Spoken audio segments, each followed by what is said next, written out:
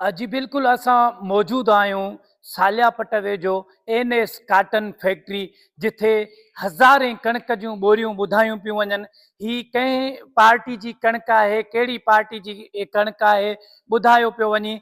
त सालियापट जे जगह जगह मुख़्तलिफ़ हंधनि ते हिसास इदारनि, असिस्टेंट कमिश्नर ऐं फूड इंस्पेक्टरनि तरफ़ां कणक ज़ख़ीरो अंदोज़ी कंदड़ ख़िलाफ़ छापा हया पिया वञनि। हिन वक़्तु असां मौजूद आहियूं NS काटन फैक्ट्री में, जिथे 8000 बोरी ॿुधाई पई वञे। ऐं हितां जो सालियापट जो मशहूरु डान, जंहिंखे किंग बडाणी चयो पियो वञे, किंग बडाणी समेत दोसू मंगरियो, मुर्तज़ा महर ऐं जेको आहे सो गोविंद मल जा जेके आहे सो मुख़्तलिफ़ गुदाम, कणक जा टेला ऐं दुकान सीज़ कया विया आहिनि। असां सां मौजूदु आहे असिस्टेंट कमिश्नर, हुन सां ॻाल्हि ॿोल कंदासीं, वधीक हुन जो छा चवणु आहे।